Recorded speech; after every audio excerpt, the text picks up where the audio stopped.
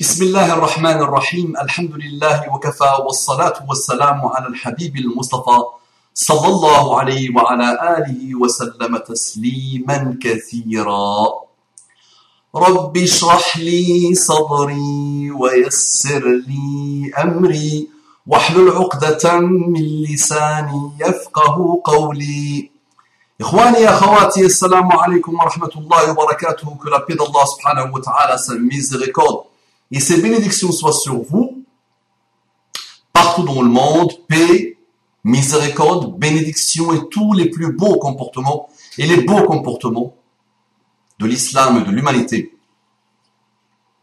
Bonjour mes frères et sœurs en humanité, qu'Allah vous accorde les délices de la guidée.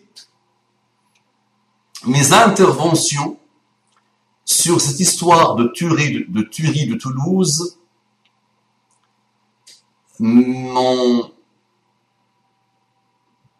attiré encore plus d'attaques. Et les gens, les pauvres, ne savent pas que je suis immunisé. Et comme je dis toujours, l'attaque est le langage des faibles et des frustrés. Donc là, j'étais attaqué sur ma page. Écoutez, normalement, un daif doit respecter, un visiteur, un hôte doit respecter celui qui le reçoit. Donc, il y a des gens qui viennent sur ma page là pour m'attaquer sur Facebook. C'était rare, ça c'est rare. YouTube, on m'attaque tout le temps, depuis longtemps, mais là sur Facebook, là ça devient rare, vraiment. C'est très rare. Donc là, et c'est une demoiselle en plus, c'est une jeune femme. Il me dit hypocrite, que je suis hypocrite, que je suis bête, et que je suis bien. Ceux qui veulent m'attaquer et ceux qui attaquent, moi, je reste fidèle à moi-même. C'est vrai qu'il ne faut pas leur répondre. Je connais les proverbes qui disent que la meilleure des réponses à des sots, à des ignares, à des ignorants, à des imbécilos, à des guignolos, à des malades mentaux d'eux-mêmes, à des malades d'eux-mêmes, à des narcissiques, à des orgueilleux, qui ont la plus belle chose en commun, la plus grosse chose en commun qu'ils ont avec Shaitan, c'est leur orgueil. La plus belle réponse, c'est de se taire, de ne pas répondre. J'aime bien faire des exceptions de temps en temps à cette règle. Donc au lieu d'attaquer et de perdre ton temps à m'attaquer par écrit, on se lance, donne-moi ce qu'il faut, je t'appelle par téléphone et je voudrais t'écouter. Parce que derrière un identifiant, un pseudo, facile. Facile de se prendre pour un malin. Ceux qui m'attaquent, qui pensent que je suis bête, que je n'ai rien compris, que je ne vois rien, je manipulé moi aussi. Hein. Au moins, respecte mon âge, habibi. Respecte mon âge. Et qui peut étonner mon âge, qui peut être des centaines et des centaines et des centaines d'années. Alhamdulillah, par la grâce d'Allah subhanahu wa ta'ala. Donc, au lieu de faire ça, de perdre ton temps et de perdre ton encre et ton clavier, et faire mal à tes doigts, bismillah, lance. Je voudrais t'écouter. J'ai souvent défié. Je le fais pas tout le temps. Si je le fais tout le temps, c'est des milliards, c'est des milliers, on va dire, de réponses. Mais je le fais de temps en temps. Je choisis de temps en temps quelques représentants des sectes. Et quelques représentants des pseudo-intellectuels qui viennent m'attaquer. Je leur dis, bismillah, lance. Je voudrais t'écouter. Je voudrais écouter ta voix. Ça bégaye ou là, ça s'enfuit. Je voudrais t'entendre bégayer parce que c'est très fort de rien identifier. Ça marche. Donc, l'invitation est toujours là. Celui qui écoute une de mes vidéos, qui a envie de venir m'attaquer, tu veux venir m'élever, bismillah. Tu veux venir argumenter, bismillah. Je ne suis qu'un humain. D'accord?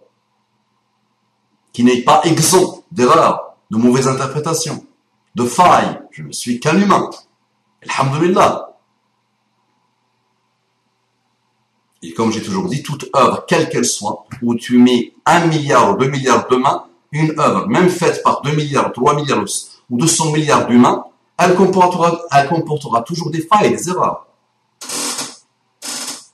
Alhamdulillah, que le Coran, dès qu'on l'observe rapidement, on voit qu'il n'y a pas de faille. C'est pour ça qu'il ne peut être que d'origine divine. Mais toute autre œuvre, quelle qu'elle soit, comporte des failles et des erreurs. Donc au lieu de venir cracher, élève le niveau un peu. Débat, bismillah, viens dans le débat, dans l'argumentaire. Confrontation des neurones pour approcher les neurones du cœur. Confrontation des neurones du cerveau pour approcher les neurones du cœur. Donc je vais vous lire, Inch'Allah, un message. Et je vous demande de méditer sur le message, Inch'Allah. Ça marche. Donc, Bismillah, il est où le message?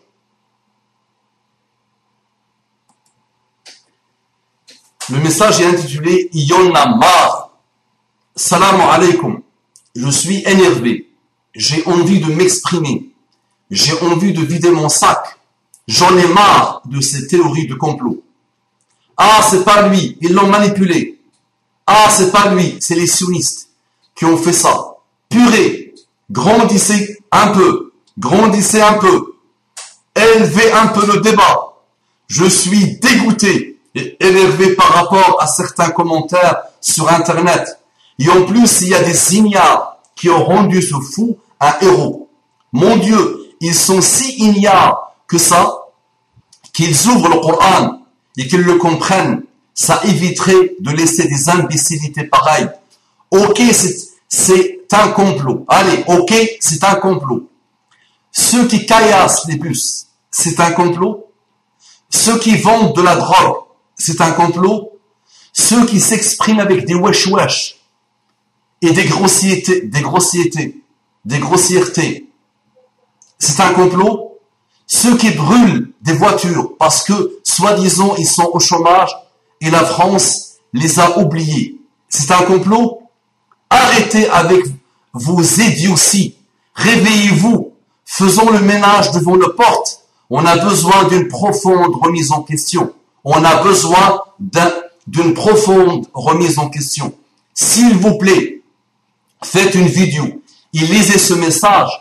Peut-être ça réveillera quelques-uns. Il y aura moins d'imbéciles et d'ignares. Barakallahu fik, ton frère Mahmoud.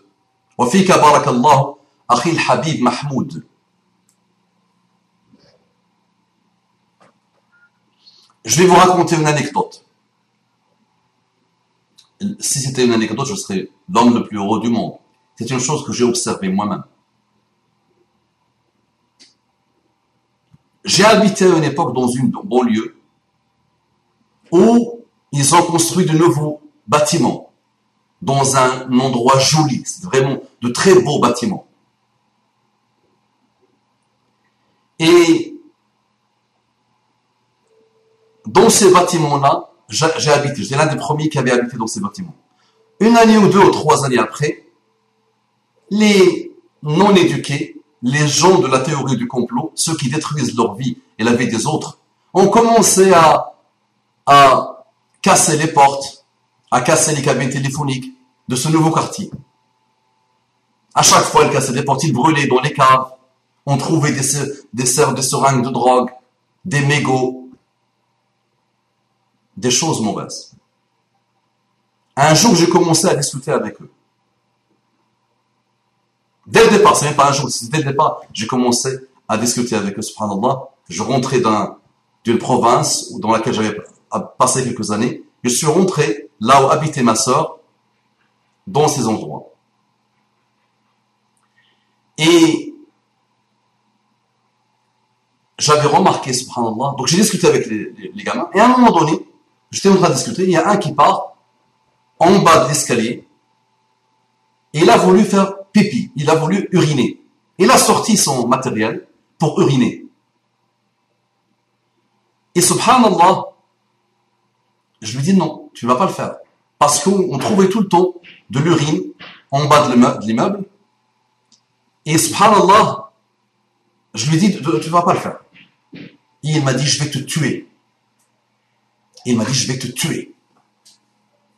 Alors, on est descendu, l'animal est descendu à un niveau où devant tout le monde, en train de discuter avec ses amis, ses copains, il sort son matériel pour faire pipi en bas, dans les escaliers en bas des immeubles, de l'immeuble.